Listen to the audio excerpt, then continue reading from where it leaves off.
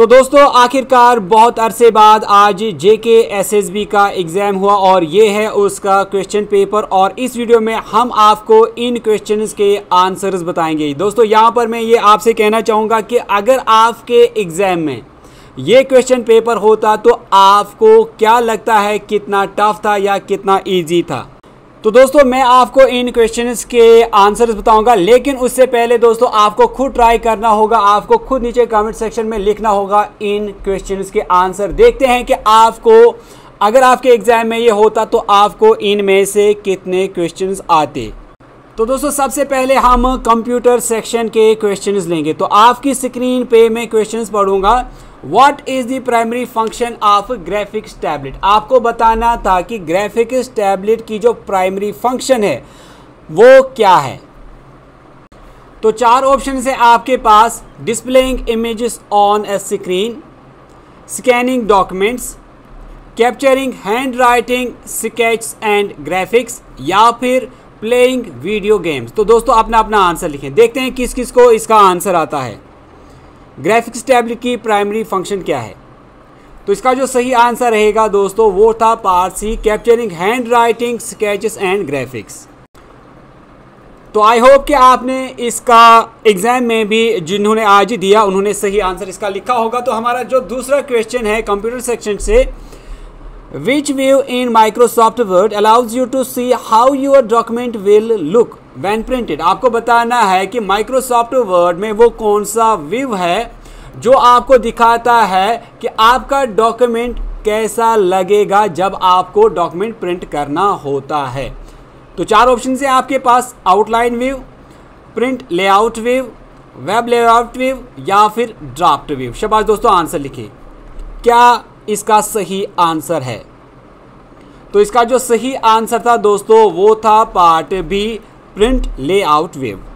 Next question है, what is the purpose of auto sum button in Excel. आपको बताना है एक्सेल यानी एमएस एक्सेल में ऑटो सम जो बटन होता है उसकी क्या फंक्शन है, उसका क्या पर्पस है। चार ऑप्शन है आपके पास। क्रिएट ए न्यू वर्कशीट, इसे नया वर्कशीट क्रिएट होता है। Calculate the average of selected cells, ये सिलेक्टेड सेल्स की एवरेज निकालता है। Add up numbers in the selected cells, ये सेल्स में नंबर्स को ऐड करता है यानी उनका सम निकालता है। Sort data in ascending order, या फिर ये डेटा को असेंडिंग ऑर्डर में सॉर्ट करता है। तो आपने अपना आंसर लिखें, ऑटो सम क्या करता है, बहुत ही ईजी है। तो इसका जो सही आंसर था वो था part C, add up numbers in selected cells. दोस्तों यहाँ पर आपके लिए एक छोटा सा क्वेश्चन एमएस एक्सेल से मुतालिक। आप मुझे बताएं जो काउंट फंक्शन होती है एमएस एक्सेल में उससे क्या होता है। इसका भी आप आंसर नीचे कमेंट सेक्शन में लिख कर बताएंगे। Next question, what is the file extension of a Microsoft Access database. आपको बताना है जो आप माइक्रोसॉफ्ट एक्सेस में फाइल बनाते हैं उसका फाइल एक्सटेंशन क्या है। चार ऑप्शन है आपके पास, .mdb, .xlsl, .accdb, या फिर .pptx। शाबाश दोस्तों अपना अपना आंसर लिखें। तो ये क्वेश्चन भी बहुत ही आसान क्वेश्चन है। माइक्रोसॉफ्ट एक्सेस की जो फाइल एक्सटेंशन होती है फाइल की वो क्या है। इसका सही आंसर रहेगा दोस्तों part C, .accdb Microsoft Access file की फाइल एक्सटेंशन होती है।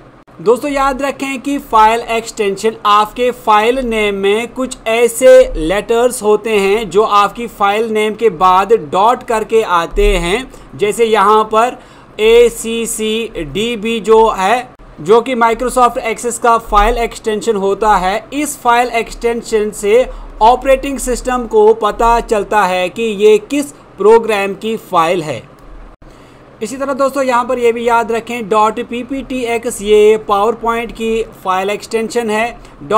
.xlsx जो है ये MS एक्सेल की फाइल एक्सटेंशन है। और यहाँ पर जो .mdb है आप मुझे नीचे कमेंट सेक्शन में लिखकर बताएं कि ये किस प्रोग्राम की फाइल एक्सटेंशन है।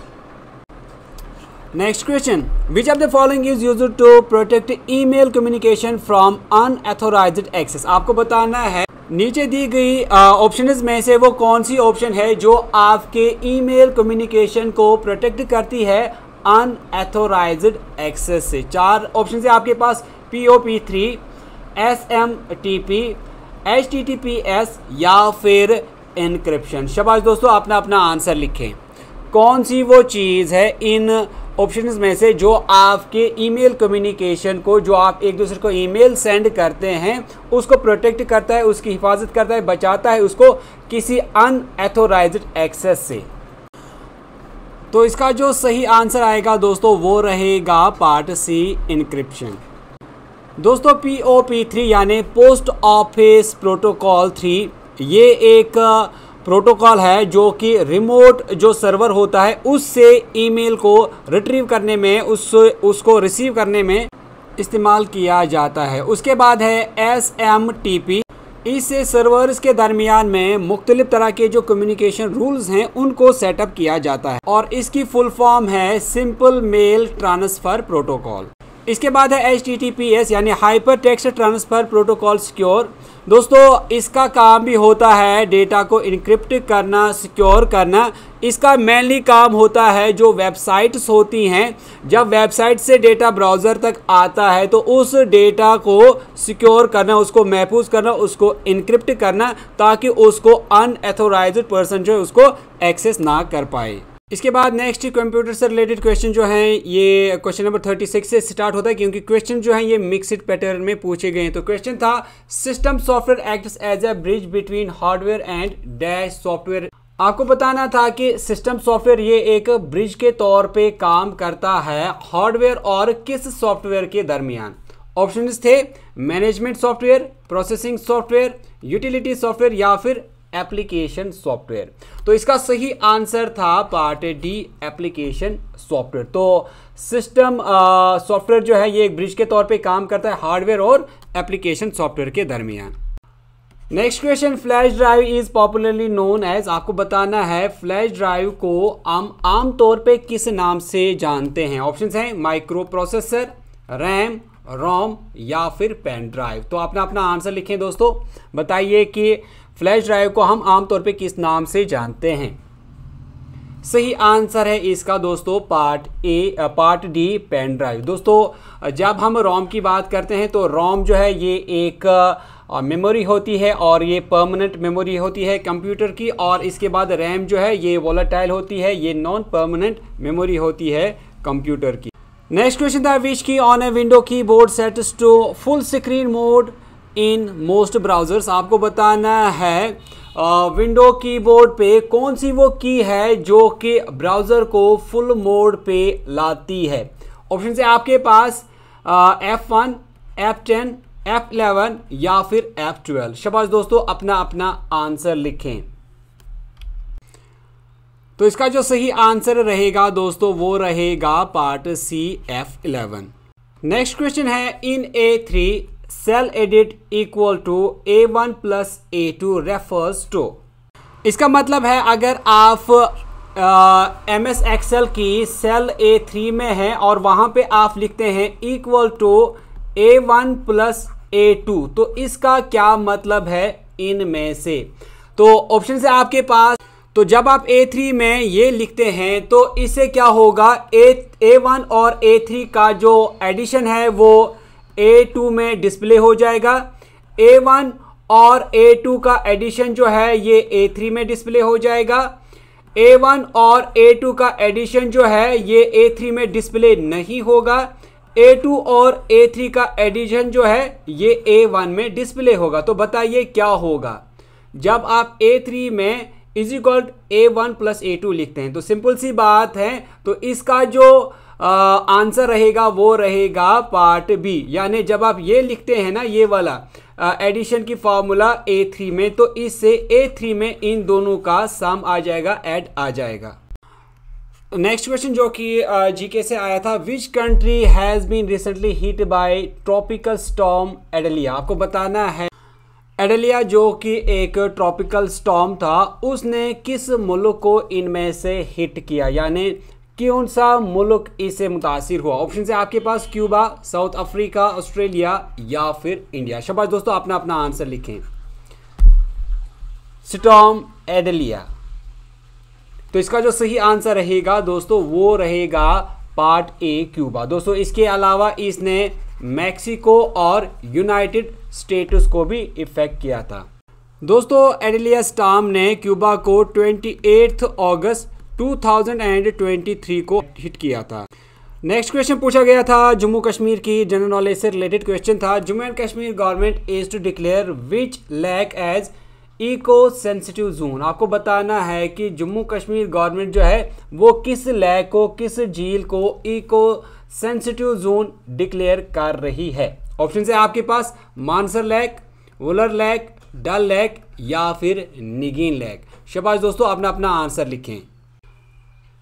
तो इसका जो आंसर सही रहेगा वो है पार्ट सी डल लेक। दोस्तों याद रखें कि जो डल लेक है इसको इको सेंसिटिव जोन जो है वो डिक्लेयर किया जा रहा है जम्मू कश्मीर गवर्नमेंट की तरफ से। वो इसलिए ताकि जो डल लेक है उसको प्रोटेक्ट किया जाए, क्योंकि डल लेक को बहुत सारे नुकसान हो रहे हैं, बहुत सारे पोल्यूशन का जो खतरा है डल लेक में बना हुआ है। इनफैक्ट बहुत ज़्यादा जो डल लेक है वो पोल्यूट हुआ है, एनक्रोचमेंट हो रही है और इसमें काफ़ी सारा जो वीड है वो अभी ग्रो हो रहा है पोल्यूशन की वजह से, और जो यहाँ का एक्वेटिक लाइफ है वो भी काफ़ी हद तक जो है वो डैमेज हो रहा है। तो डल लेक को इन सारी चीज़ों से बचाने के लिए, ह्यूमन एक्टिविटी से बचाने के लिए इसको इको सेंसिटिव जोन डिक्लेयर किया जा रहा है।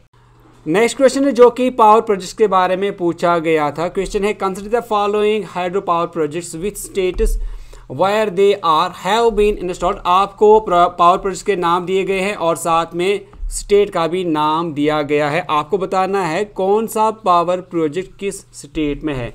तो पहला जो ऑप्शन है ये है नैतवर मोरी हाइड्रो इलेक्ट्रिक पावर प्रोजेक्ट, बताया गया है कि उत्तराखंड में है। आपको बताना सही है कि गलत है। Parbati hydro electric power project third Himachal Pradesh. Ratle hydro electric power project Jammu and Kashmir. तो क्वेश्चन है आपके पास which of the following is correct. तो आपको बताना है कि इनमें से यानी इन तीन ऑप्शंस में से कौन सी ऑप्शन सही है। तो ऑप्शन है आपके पास 1 and 3 only, 3 only, 2 and 3 only, 1, 2 and 3। शाबाश दोस्तों, आप नीचे कमेंट सेक्शन में अपना अपना आंसर लिखें। आपको बताना है कि कौन सा पावर प्रोजेक्ट किस स्टेट या किस यूटी में है। तो दोस्तों स्टार्ट करते हैं जम्मू कश्मीर से। आप सभी को पता ही होगा जो Ratle hydro electric power project है ये जम्मू कश्मीर में आता है। मैंने पावर प्रोजेक्ट्स आप Jammu and Kashmir dams of India जो है उस पर एक कंप्लीट वीडियो सीरीज बनाई, आप ज़रूर चेक करें। इसके बाद हम बात करेंगे Parbati hydro electric power project. तो ये हिमाचल प्रदेश में आता है, यानी तीसरा भी सही है और दूसरा भी सही है। और उसके बाद जो नेतवर मोरी हाइड्रो इलेक्ट्रिक पावर प्रोजेक्ट जो है ये उत्तराखंड में ही आता है, यानी तीनों की तीन ऑप्शन जो है वो सही है। इसलिए इसका सही आंसर जो है वो पार्ट डी हो जाएगा, यानी 1, 2 and 3। Next question, dredge bridge is situated in which district of Jammu and Kashmir. आपको बताना है जम्मू कश्मीर के किस डिस्ट्रिक्ट में आता है ड्रेज ब्रिज। ऑप्शन है आपके पास बांडीपोरा, कोटरानका, राजौरी या फिर कठुआ। शाबाश दोस्तों, अपना अपना आंसर लिखें। तो दोस्तों इसका जो सही आंसर रहेगा वो रहेगा पार्ट सी राजौरी। दोस्तों याद रखें कि राजौरी के कोटरांका तहसील में आता है ड्रेज ब्रिज और ये तकरीबन 72 मीटर्स लॉन्ग है और ये बहुत ही इम्पोर्टेंट ब्रिज है क्योंकि ये आसपास के इलाकों के लिए ऑल वेदर कनेक्टिविटी देता है। और इसको जीसी मुर्मू ने 2019 में ओपन किया था जनरल पब्लिक के लिए। नेक्स्ट क्वेश्चन था Which among the following princely states of India were in direct political relations with the government of India। आपको बताना है इनमें से कौन सी princely state direct political relation में थी गवर्नमेंट ऑफ इंडिया की। ऑप्शन है आपके पास Hyderabad state, Gwalior state, Jammu and Kashmir या फिर बड़ौदा स्टेट। तो जो ऑप्शन है चूज द करेक्ट ऑप्शन। तो आपको करेक्ट ऑप्शन चूज करनी है 1 and 2, 1, 2 and 3, 1, 3 and 4, 1, 2, 3 and 4। शाबाश दोस्तों, आंसर लिखें। डायरेक्ट पॉलिटिकल रिलेशन में प्रिंसली स्टेट कौन सी थी गवर्नमेंट ऑफ इंडिया की। तो इसका जो सही आंसर है दोस्तों वो रहेगा पार्ट डी 1, 2, 3 एंड 4, यानी ये चारों स्टेट्स थी प्रिंसली स्टेट जो कि डायरेक्ट पॉलिटिकल रिलेशन में थी गवर्नमेंट ऑफ इंडिया के। दोस्तों इसके अलावा आप ये भी याद रखें कि 5 ऐसी प्रिंसली स्टेट्स थी जो कि डायरेक्ट पॉलिटिकल रिलेशन में थी गवर्नमेंट ऑफ इंडिया के। आप मुझे नीचे कमेंट सेक्शन में लिख कर बताएं वो 5वीं जो स्टेट थी प्रिंसली स्टेट वो कौन सी थी। दोस्तों यहाँ पर ये भी बताना चाहूँगा कि डायरेक्ट पॉलिटिकल रिलेशन का मतलब होता है जब एक प्रिंसली स्टेट और कोई गवर्नमेंट आपस में डायरेक्टली बात करें और कोई काम काज करें, यानी इनके बीच में कोई नहीं होता है जो इनको आपस में समझाता हो, यानी बीच वाला कोई नहीं होता है। स्टेट प्रिंसली स्टेट और गवर्नमेंट के दरमियान जो है बातचीत डायरेक्टली होती है और एक दूसरे के साथ मिलकर वो फिर काम करते हैं। नेक्स्ट क्वेश्चन है द इंटरनेट यूजेस आर। आपको बताना है कि इनमें से इंटरनेट का क्या क्या यूज है। ऑप्शंस हैं circuit switching, telex switching, pocket switching या फिर टेलीफोन स्विचिंग। तो दोस्तों इस क्वेश्चन का आंसर मुझे आप ही नीचे कमेंट सेक्शन में लिख कर बताएंगे। तो दोस्तों इसके अलावा भी अभी बहुत ही इंपॉर्टेंट क्वेश्चंस हैं जो इस पेपर से मैं नेक्स्ट वीडियो में आपके लिए लाऊंगा। फिलहाल के लिए मैं वीडियो यहीं एंड करता हूं। उम्मीद करता हूं कि आपको ये वीडियो अच्छी लगी होगी। वीडियो अच्छी लगी तो वीडियो को लाइक करने के साथ साथ शेयर ज़रूर करें। दोस्तों हम मिलेंगे आपसे एक नेक्स्ट वीडियो में, तब तक के लिए टेक केयर।